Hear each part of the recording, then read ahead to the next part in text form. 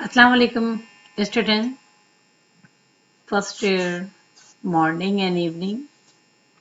This is our Form 304, Physical Pharmacy, and today we will teach you about rheology. Definition, fundamental concepts, properties contributing to rheological behavior, graphical representation of rheological data. हमारा आज का lecture हो सकता है कि आगे lectures पे भी कंसिस्ट करता हो, क्योंकि इतना बड़ा टॉपिक हम आज के लेक्चर में 100% तो नहीं कंप्लीट कर सकेंगे। इंशाल्लाह फिर जो रह जाएंगी चीज़ें वो हम नेक्स्ट लेक्चर में कंप्लीट करेंगे। हम आपसे डिस्कस कर रहे हैं रियोलॉजी। क्या चीज़ है ये रियोलॉजी, इसको डिटेल में डिस्कस करते हैं। टॉपिक स्टार्ट करेंगे अल्लाह ताला के बाबरकत नाम से। बिस्मिल्लाहिर्रहमानिर्रहीम। Start with the name of Almighty Allah, who is the most beneficent and the most merciful. Rabbi Shirli Sadri Wayassir li Amri. हमारा आज का जो लेक्चर है उसमें हम डिस्कस करें definition of viscosity, number 2 definition of rheology and its importance, number 3 fundamental of rheology, number 4 the classification of flow of fluid. After discuss करेंगे dynamic viscosity, kinematic viscosity, इसके अलावा रिलेटिव विस्कोसिटी और specific viscosity को भी हम सरसरी तौर पे आपसे यहाँ पे डिस्कस करेंगे। आगे बढ़ते हैं। विस्कोसिटी क्या चीज है? अर्लियर क्लासेस में आप पढ़ चुके हैं। विस्कोसिटी को अमूमन वाबस्ता किया जाता है फ्लूइड से ना, कोई चीज बह रही है, फ्लो कर रही है, मूव हो रही है। तो जैसे पानी बहुत तेजी से बहता है, मगर इसके अलावा अगर कोई सैचुरेटेड सॉल्यूशन है तो वो बहुत स्लोली फ्लो करेगा। तो विस्कोसिटी है क्या? Viscosity of a fluid may be described that it is simply as the resistance to flow or movement. किसी भी फ्लूइड का बहने में जो रेजिस्टेंस आती है उसको विस्कोसिटी कहते हैं। अब जैसे कि मैंने बताया कि पानी जो है वो आसानी से बहता है, फ्लो करता है, इसके मुकाबले में सिरप के मुकाबले में, यानी कि सिरप की रेजिस्टेंस ज्यादा है पानी के मुकाबले में। तब की विस्कोसिटी का अगर आप देखें वाइस वर्सा, रेसिप्रोकल, फ्लूइडिटी का इजीली फ्लोइंग, जैसे कि गैसियस स्टेट के अंदर मॉलिक्यूल दूर दूर होते हैं, वो बहुत आसानी से फ्लो कर रहे होते हैं। विस्कोसिटी के बाद आ जाते हैं फ्लूइडिटी, फ्लूइडिटी के बाद rheology. Rio mean flow and लोगस mean the steady, यानी कि कोई भी चीज जो कि बह रही है और वो बहता कौन है? फ्लूइड बहता है। तो अब जब हम उसको डिटेल में स्टडी करेंगे तो उसको रियोलॉजी कहेंगे। अब रियोलॉजी का फार्मेसी डिसिप्लिन से क्या ताल्लुक है, इसको हम यकीनन समझना इसलिए जरूरी है क्योंकि बहुत सारी pharmaceutical preparation in liquid doses form होती हैं। कौन कौन सी? जैसे सस्पेंशन, ऑइंटमेंट, सपोजिटरीज, क्रीम्स, ठीक है। फिर हमें उसकी रियोलॉजी को अंडरस्टैंड करने की जरूरत पड़ेगी। इसीलिए ये जो रियोलॉजी है फर्स्ट टाइम जो डिस्कवर की, इन्वेंट की, वो है बिंगम। उसने 1929 में इस टर्म को इंट्रोड्यूस करवाया और बताया कि जो स्टडी ऑफ द फ्लो होती है, या फिर आप कहो कि डिफॉर्मेशन प्रॉपर्टी ऑफ मैटर, या फिर आप कहें the study of flow addresses the viscosity characteristics of powder, fluid and semi-solid. इसको रियोलॉजी कहेंगे। क्या है? स्टडी ऑफ फ्लो या फिर डिफॉर्मेशन प्रॉपर्टीज ऑफ मैटर। या फिर स्टडी ऑफ फ्लो किसका, powder, fluid, semi-solid. It means a proper understanding of rheological properties of pharmaceutical material is essential for the preparation, development, evaluation, and performance of pharmaceutical dosage form. अब यकीनन चाहे वो suspension बन रहा हो, emulsion बन रहा हो, कोलाइड्स बन रहे हों, सपोजिटरीज बन रही हों, क्रीम्स बन रहे हों, तो अब हमें उसकी इन विट्रो टेस्टिंग के लिए रिक्वायर्ड है कि हम रियोलॉजी उसकी स्टडी करें. अगर वो प्री फॉर्मुलेशन में सही अंदाज से उसको स्टडी कर लिया जाएगा, उसको बना लिया जाएगा, तो यकीनन वो जब शेल्फ लाइफ में है और जब वो कंज्यूम हो रही है तो हमें उसके अल्टीमेट बेनिफिट मिलेंगे उस फार्मास्यूटिकल डोजेज फॉर्म के. ठीक है, तो फिर हम आगे बढ़ते हैं. अच्छा, ये इम्पोर्टेंस है रियोलॉजी की जो कि हम आपसे आप डिस्कस करने जा रहे हैं. ये क्या करता है rheology? Increase the reliance on in vitro testing of dosage form as a mean of evaluating their stability. जैसे मैंने आपको अभी बताया था कि यकीनन अगर प्री फॉर्मुलेशन के अंदर उसको बहुत अच्छी तरीके से स्टडी कर लिया जाए तो अल्टीमेट हमारा जो प्रोडक्ट बनेगा वो सही होगा, शेल्फ लाइफ में स्टेबल होगा, कंज्यूमर भी एक्सेप्टेबिलिटी बढ़ेगी. ठीक है, फिर क्या होगा कि उसकी मार्केट ऑथराइजेशन भी बढ़ेगी and increase the use of. अब इसके साथ साथ जैसे जैसे पॉलीमर्स का इजाफा होता जा रहा है इन डिफरेंट फॉर्मुलेशन, तो ये बात भी जरूरी हो गई कि हम इन तमाम फ्लूइड की रियोलॉजी को अच्छी तरीके से स्टडी करें. उसके लिए फिर डिफरेंट डिवाइसेस को एस्टेब्लिश कर दिया गया, इन्वेंट कर दिया गया, ताकि हम अल्टीमेट इसकी जो फ्लो प्रॉपर्टीज है फ्लूइड्स की, इसको मेजर कर सकें प्री फॉर्मुलेशन में. ठीक है, इसके अलावा फिर जब एडवांसमेंट आ गई in different method of evaluation में कि हम इन फ्लूइड की विस्को इलास्टिक प्रॉपर्टीज को स्टडी करें, जैसे कि अमूमन सेमी सॉलिड मटेरियल में होती है, तो फिर क्या हुआ, इससे हम इंक्रीज कर सकते हैं उन प्रोडक्ट की क्वालिटी को और हम जो है वो हमारा टाइम भी कम हो जाएगा कि हम इन चीज को इसकी बेहतर क्वालिटी को हासिल कर सकें. ठीक है, यानी कि हम अब जो फॉर्मुलेशन बनाने जा रहे हैं, चाहे वो सस्पेंशन हो,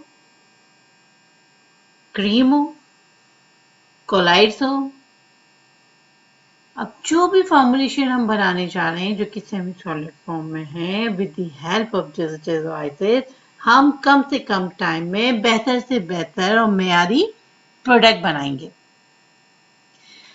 किससे? रियोलॉजी को अंडरस्टैंड करके. नंबर 2, अब ये जो study of the flow properties है of a liquid is important for pharmacist जो कि कहाँ काम कर रहे हैं, इन मैन्युफैक्चरिंग साइट पे. अब वो बना रहे हैं वहां पे simple liquid, gel, ointment, cream and paste, ये तमाम लिक्विड सेमी सॉलिड है ना, तो वहां पे फार्मासिस्ट को इनकी रियोलॉजिकल प्रॉपर्टीज को अंडरस्टैंड करना जरूरी है प्री फॉर्मुलेशन में. तो formulation of the medicinal and cosmetic cream, paste and lotion. इसी तरह आप ये तो मेडिसिनल है, मगर कॉस्मेटिक क्रीम्स हम कितना यूज कर रहे हैं, लाइक क्रीम का तो रोजाना इस्तेमाल होता है और आप देखें कुछ क्रीम्स जो होती हैं आपको लगाने पर, अप्लाई करने पे सूथिंग इफेक्ट फील करते हैं, कुछ क्रीम्स से आपको उतनी सूथिंग नहीं मिल रही होती.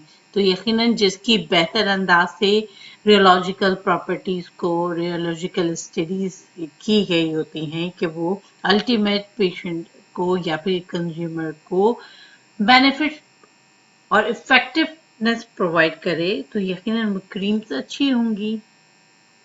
अब कुछ टूथपेस्ट जो हैं वो इजीली ट्यूब से निकाले जाते हैं, और कुछ जो होते हैं वो आप भाई उसको दबाते रहें और वो इस आसानी से एक्सट्रूड नहीं होते। ऐसा है कि नहीं है? तो अगर हम किसी भी सेमी सॉलिड प्रिपरेशन बनाने जा रहे हैं तो उसकी रियोलॉजिकल स्टडी जो कि मटेरियल उसमें फिल हो रहा है उसको अंडरस्टैंड करना जरूरी है। इसके अलावा fluidity of the solution for injection, यकीनन इंजेक्शन जब हम बहुत सारे एंटीबायोटिक इंजेक्शन की फॉर्म में अवेलेबल है मार्केट में, उनकी प्रॉपर रियोलॉजिकल स्टडीज होती हैं। रियोलॉजिकल आप कहो कि उनकी फ्लो को डिटरमाइन किया जाता है, क्योंकि एक तो उनको उस बल्क से उस इंजेक्टेबल साइट पे इंजेक्ट होना होता है, उसके बाद उसके बॉडी में सर्कुलेट होना होता है। तो फ्लूइडिटी को अच्छी तरीके से स्टडी किया जाता है in the form of rheology. ठीक है, उसकी रियोलॉजिकल स्टडीज की जाती हैं। अब आ जाए next, formulation of emulsion suspension suppositories and table coating materials. अब बहुत सारी फॉर्मुलेशन है, जैसे बताया है इमल्जन फॉर्म में बेस सस्पेंशन, बेस सपोजिटरी, और कुछ टैबलेट के ऊपर कोटिंग आपने देखी होगी। यकीनन कोटिंग मटेरियल जो होता है वो सेमी सॉलिड होता है। ठीक है, अब यकीनन सही से अगर वो ना बना हो तो टैबलेट के ऊपर क्या कोट करेगा? स्मूथली नहीं कोट करेगा। तो इसका मतलब ये हुआ कि इन तमाम चीज़ों के लिए वो मटेरियल जो कि कोटिंग में इस्तेमाल हो रहे हैं, जो इमल्जन सस्पेंशन सपोजिटरीज बनाने में इस्तेमाल हो रहे हैं, उनको उन सॉल्वेंट्स को, उन सॉल्यूशंस को, फ्लो प्रॉपर्टीज को स्टडी करना बहुत जरूरी है। इसके अलावा these systems change their flow behavior when exposed to different stress condition। अच्छा, ये बहुत सारे सेमी सॉलिड जो है वो due to the some stress condition उनका बिहेवियर चेंज हो जाता है। लाइक आपने देखा होगा कि आप पॉलीफैक्स ले लें एग्जाम्पल। पॉलीफैक्स गर्मियों के दिनों में आप ट्यूब में से एक्सट्रूड करो तो फिर कैसा वो, मतलब लिक्विड होके निकल रहा होता है, मगर उसी को जब आप सर्दियों में आप देखें तो उसकी कंसिस्टेंसी जो होती है वो तो थोड़ी सी हार्ड होती है। तो यकीनन यहाँ पर तो ज़्यादा गर्मी पड़ती है, इसलिए बेचारे पॉलीफैक्स की हालत ऐसी हो जाती है। अदरवाइज उसको बनाया इसी तरह से जाता है क्लाइमेट की स्ट्रेस को मद्देनजर रखते हुए कि वो गर्मियों में भी इतना ज़्यादा लिक्विड जैसा ना हो जाए कि वो ट्यूब में से बहने लग जाए। इसलिए उसके ऊपर बाकायदा तौर पर डिमार्केशन दी होती है कि उसको किस स्टोरेज कंडीशन पे रखना है। ओके स्टूडेंट, मेरे ख्याल है हम इम्पोर्टेंस को आप लोगों से डिस्कस तो कर चुके हैं। अब रियोलॉजी की इम्पोर्टेंस आप लोगों को मुझे लिख के प्रोवाइड करनी है। ये मैं चैप्टर मैंने जैसे आपको बताया था ऑल्टन से ही पढ़ा रही हूँ, तो इसकी लास्ट पेज के ऊपर इन्होंने तमाम लिखा हुआ है the application of rheology in pharmaceutical formulation. इसके ऊपर आपने एक नोट लिखना है, ठीक है, और ये तमाम नोट आप अपने पास लिख के रखेंगे। इंशाल्लाह जैसे ही हम यूनिवर्सिटी में मिलते हैं तो आपसे तमाम ये नोट्स कलेक्ट कर लिए जाएंगे, या अगर उससे पहले अगर एलएमएस सिस्टम हमारा एस्टेब्लिश हो जाता है, स्मूथली वर्किंग करने लगता है, तो आप लोगों को वहां पे सबमिट कराना होगा। आगे बढ़ते हैं।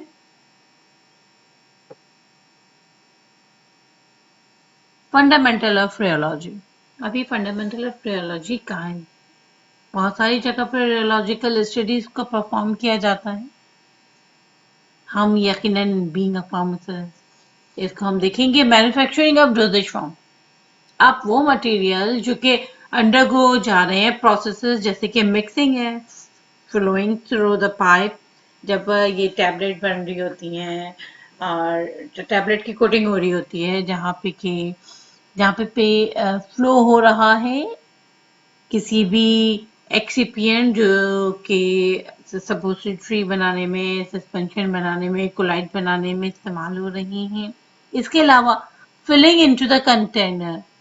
अब जबकि अल्टीमेट उनको फिल किया जा रहा है कंटेनर के अंदर, तो यकीनन उनकी रियोलॉजिकल प्रॉपर्टीज को देखा जाएगा ना। ऐसा कभी आपने देखा है कि लिखा हुआ है 60 ml की बोतल पैनाडोल सिरप की और उसके अंदर कहीं पे कुछ, कहीं पे ज्यादा है कहीं पे कम है, एक जैसी क्वांटिटी होती है ना।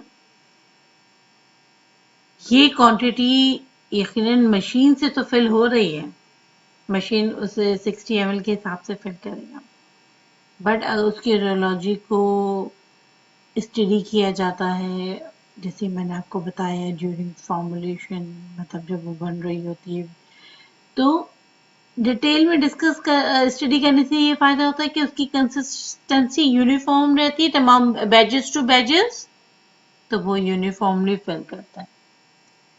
अब अगर कोई फ्लो रिलेटेड चेंजेस आती हैं तो यकीनन वो इन्फ्लुएंस करेंगी the selection of the mixing equipment.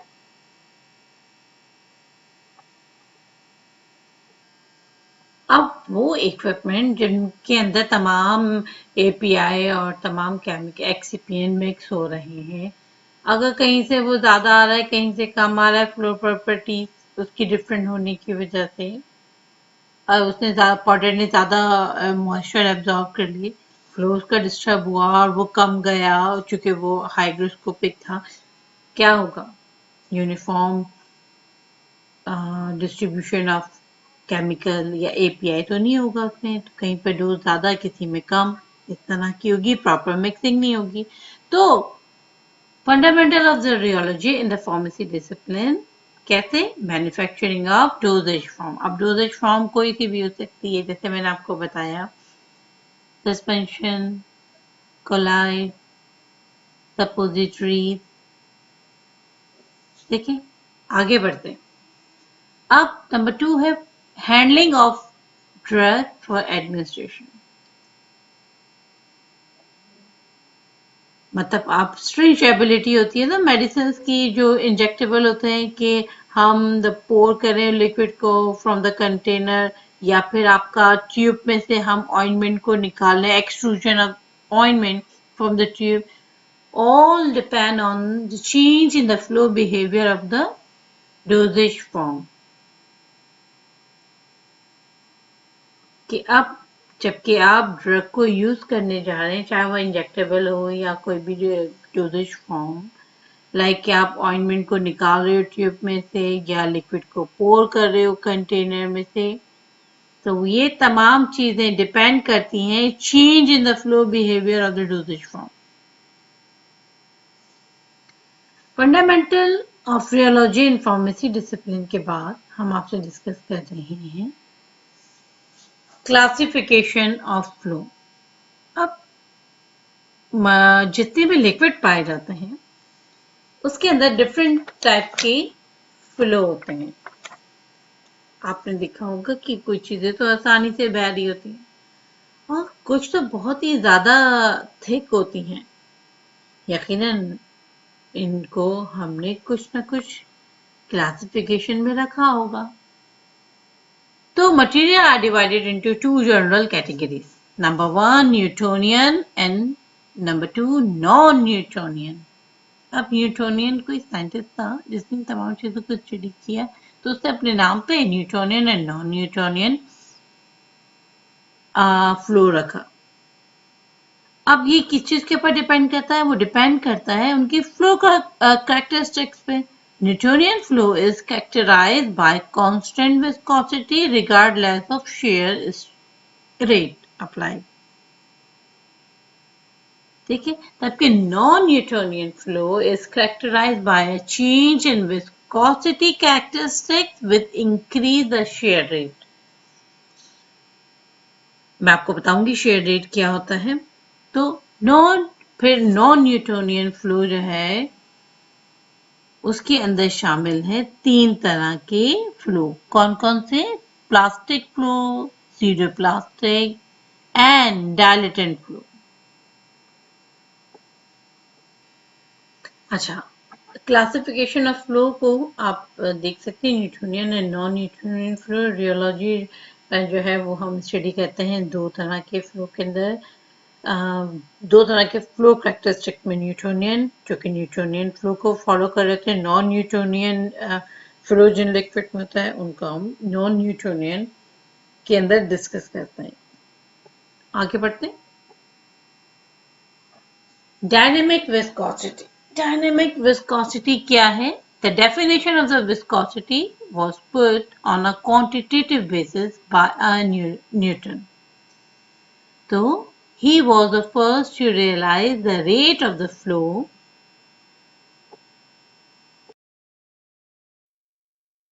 को हम कहते हैं दूसरे लफ्जों में rate of shear.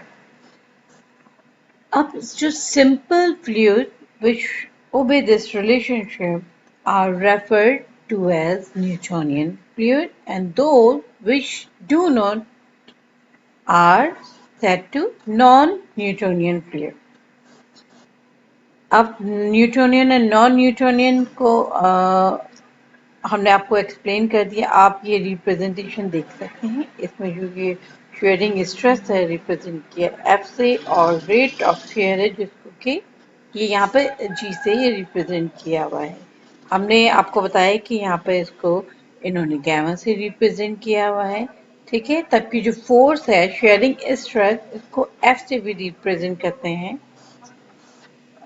तो इसमें एक लीनियर रिलेशनशिप है, जैसे जैसे फोर्स बढ़ेगी वैसे वैसे इसका फ्लो बढ़ेगा। ये न्यूटोनियन फ्लो है। अच्छा, अब हम आपसे एक फिनोमेना डिस्कस कर रहे हैं जिसको कि हम कहते हैं हाइपोथेटिकल क्यूब ऑफ फ्लूइड। अब ये आप सपोज करें कि ये क्यूब है, ये एक कोई फ्लूइड है, ठीक है। इसमें डिफरेंट लेयर्स हैं, पानी में भी लेयर्स होती हैं। अब जितना जितना वो सैचुरेशन होती जाएगी, का डेंस होता जाएगा, तो वो लेयर में फ्लो करता है। आपने किसी डेंस लिक्विड को फ्लो होते हुए देखा हुआ? तो उसमें डिफरेंट लाइनिंग होती है। तो आप इसको सपोज कर लो कि ये फ्लूइड है और ये हाइपोथेटिकली क्यूब है फ्लूइड का। आप उसके ऊपर अप्लाई कर रहे हैं फोर्स। आपने फोर्स की डायरेक्शन देखी, ऊपर की तरफ से ये फोर्स अप्लाई हो रहा है, तो इसकी डिफरेंट लेयर्स ने मूव होना शुरू हुआ। अच्छा, ये फिगर 6.1 के अंदर ए में बता रहे हैं the force of sharing a block. ये ए जो है रिप्रेजेंट कर रहा है एक ब्लॉक को, ब्लॉक ऑफ फ्लूइड को। तबकि बी जो है वो है अनशेयर्ड बी, यानी कि आफ्टर अप्लाइंग फोर्स उसके अंदर जो मूवमेंट हो रही है उसको रिप्रेजेंट कर रहे हैं। जैसे कोई tangential force is applied to the upper most layer, or it is assumed that each subsequent layer will move at progressively. अब जैसे ऊपर वाली लेयर के ऊपर फोर्स अप्लाई किया तो जैसे जैसे नीचे की लेयर्स हैं उन्होंने बहना स्टार्ट किया। कहाँ तक? बिल्कुल नीचे बॉटम वाली लाइन तक वो आगे बढ़ा। अब फिगर इन्होंने यहाँ पर रिप्रेजेंट किया हुआ है 6.1 बी के अंदर स्टेशनरी लेयर, इसको कह रहे हैं स्टेशनरी।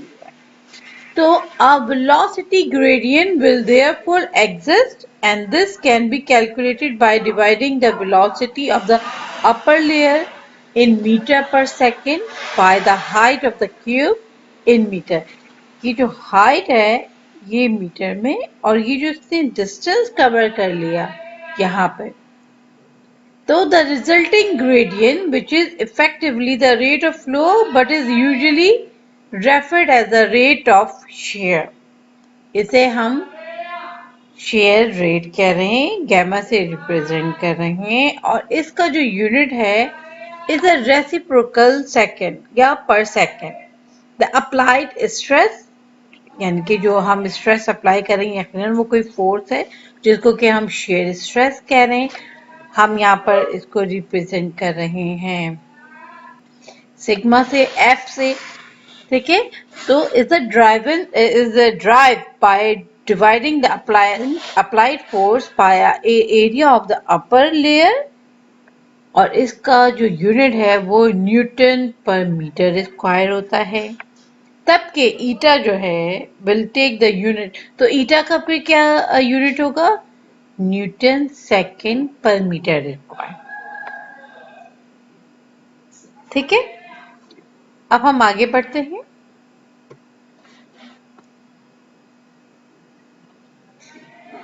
अच्छा, ये जो आपको टेबल रिप्रेजेंट किया जा रहा है यहाँ पे टेबल 6.1, इसमें different viscosity of the some fluid of pharmaceutical interest को डिस्कस किया गया है।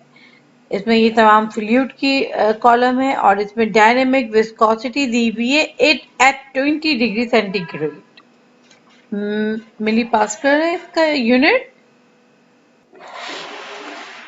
ओके, तो आप देख सकते हैं डिफरेंट फार्मास्यूटिकल फ्लूइड को जिनकी के उन्होंने dynamic viscosity at 20 degree centigrade यहाँ पर मिली पास्कल सेकंड के अंदर दी हुई है। तो viscosity is inversely related to the temperature.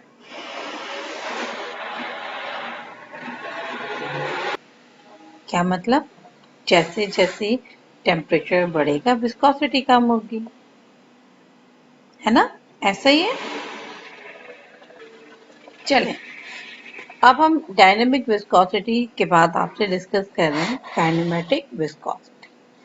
अब ये काइनेमेटिक विस्कोसिटी क्या है? The dynamic viscosity is not the only coefficient that can be used to characterize a fluid.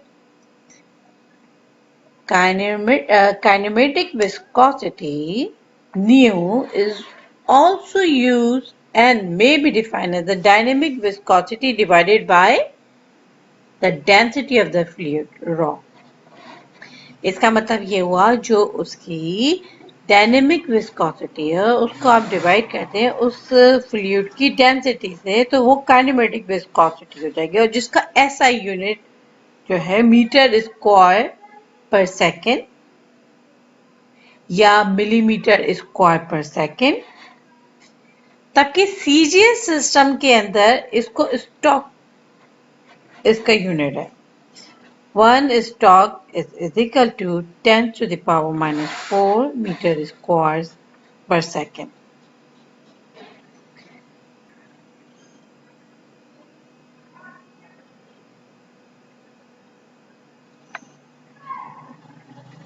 Formula आप देख सकते हैं, nu is equal to eta divided by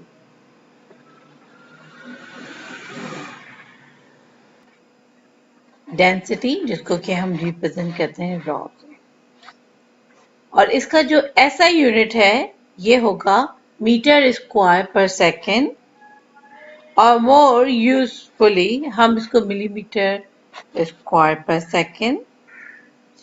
तबकि CGS system के अंदर जैसे मैंने आपको बताया इसको स्टॉक के अंदर मेजर किया जाता है। 1 stoke is equal to 10 to the power minus 4 metre square पर सेकेंड। तबकि लिटरेचर के अंदर ये भी पाया गया है कि इसको सेंटर स्टॉक के अंदर मेजर किया जाता है। इसके बाद आ जाता है रिलेटिव विस्कोसिटी। रिलेटिव विस्कोसिटी क्या है? द विस्कोसिटी रेशियो और रिलेटिव विस्कोसिटी, जिसको इन्होंने ईटा आर से रिप्रेजेंट किया हुआ है, of a solution is the ratio of the viscosity of the solution to the viscosity of its solvent. अब वो जिस solution के अंदर जो solvent यूज किया गया है उसकी हम viscosity से इसको कंपेयर करेंगे। देखो इन्होंने यहाँ पे रिप्रेजेंट किया हुआ है ना, ईटा आर इज इक्वल टू ईटा जो उसकी सोल्यूशन की विस्कोसिटी डिवाइडेड बाय उस सॉल्वेंट की, ये जो ईटा नॉट से रिप्रेजेंट कर रहे हैं वो सॉल्वेंट है, ठीक है। उसके साथ जब हम उसका कंपेयर करेंगे रेशियो देखेंगे तो उसको कहेंगे रिलेटिव विस्कोसिटी, क्योंकि कोई भी फॉर्मुलेशन जो बन रही होती है वो यकीनन किसी सॉल्यूशन फॉर्म में होती है ना, खाली एक सॉल्वेंट तो नहीं होता, डिफरेंट केमिकल्स आपस में मिलते हैं। अच्छा, इसके अलावा स्पेसिफिक विस्कोसिटी को इन्होंने ईटा एसपी से रिप्रेजेंट किया हुआ है और इसका फार्मूला है eta specific viscosity is equal to eta relative viscosity minus 1। ये तमाम चीज विस्कोसिटीज आपको पढ़ाना इसलिए ज़रूरी थी क्योंकि इनका जब ड्यूरिंग मैन्युफैक्चरिंग हम कोई फॉर्मुलेशन बना रहे होते हैं जो कि सेमी सॉलिड्स होती हैं, तो वहां पर इनको यूज किया जाता है। तो आपकी अंडरस्टैंडिंग होनी चाहिए। तो in this calculation the solvent can be of any nature, although in pharmaceutical product it is most usually water। जैसे कि हमें मालूम है कि हम वाटर यूज करते हैं, ग्लिसरीन को भी यूज किया जाता है, मगर मोस्ट कॉमनली जो है वो वाटर यूज होता है। अच्छा भाई स्टूडेंट, इसके बाद हम आपको समझाते हैं, ये हमारी लास्ट स्लाइड है आज के प्रेजेंटेशन की। हम आपको न्यूटोनियन और नॉन न्यूटोनियन फ्लो को बहुत डिटेल में पढ़ाएंगे नेक्स्ट लेक्चर में। आपको वही फिनोमिना जो मैंने इससे पहले बताया था फिगर 6.1 के अंदर, ये एक इफेक्ट शो किया गया है कि एक कोई भी लिक्विड है जिसको उन्होंने ब्लॉक की फॉर्म में रिप्रेजेंट किया है ए में, तो क्या है the flow of the fluid over an even surface, ठीक है, will be depend on the distance from the surface. वो डिपेंड करेगा कि उसका सरफेस के साथ दूरी कितनी है। The velocity which will be almost zero at the surface, जबकि सरफेस पे तो ये जीरो है, आप बिल्कुल बॉटम में देखें, ठीक है। The region over which such differences in the velocity are observed is referred to as boundary layer। इसको हम बाउंड्री लेयर कह रहे हैं, ये डिफरेंट बाउंड्रीज लेयर है। तो which arises because the इंट्रामॉलिक्यूल, अब क्या होता है कि यकीनन डेंस सॉल्वेंट है, डेंस सोल्यूशन है, तो उनके दरमियान में इंट्रामॉलिक्यूलर फोर्सेस हैं between the liquid molecule and those of the surface. तो क्या होगा, result in reduction of movement. तो उसकी वजह से वो स्लोली मूव करेंगी लेयर बाय लेयर। सबसे कम मूवमेंट ये नीचे बॉटम वाली लेयर में होगी, तबकि थोड़ी फास्ट बॉटम के मुकाबले में अपर लेयर होगी जहां पे कि हमने शेयर स्ट्रेस अप्लाई किया है। यानी कि अब हम कह सकते हैं कि हाई विस्कोसिटी जिस सॉल्यूशन सॉल्वेंट की भी होगी तो क्या होगा, लो फ्लो रेट होगा। उसके किसके नतीजे में, boundary layer, thick boundary layer के नतीजे में, which will become thinner as either the viscosity fall or the flow rate or a temperature increase। मगर जैसे ही उसका टेम्परेचर बढ़ेगा, ठीक है, तो क्या होगा, उसकी विस्कोसिटी गिरेगी और उसमें फ्लो स्टार्ट हो जाएगा। The boundary layer represent an important barrier to heat and mass transfer. अब ये जो बाउंड्री लेयर है ये यकीनन एक बैरियर है, मतलब हीट ट्रांसफर होगी तो स्लोली ग्रेजुअली होगी। इसी तरह मास भी ट्रांसफर जो होगा वो ग्रेजुअली होगा। इसको हम आपस में जब विस्कोमीटर डिफरेंट डिस्कस करेंगे उसको समझने के लिए ये आपको बाउंड्री लेयर यहाँ पे समझाना मकसद था। अच्छा, हम आज का लेक्चर यहीं पर खत्म करते हैं। इंशाल्लाह आपसे फिर नेक्स्ट लेक्चर न्यूटोनियन और नॉन न्यूटोनियन फ्लो को डिस्कस करेंगे। तब तक अल्लाह हाफ़िज़, अपना ख्याल रखिएगा।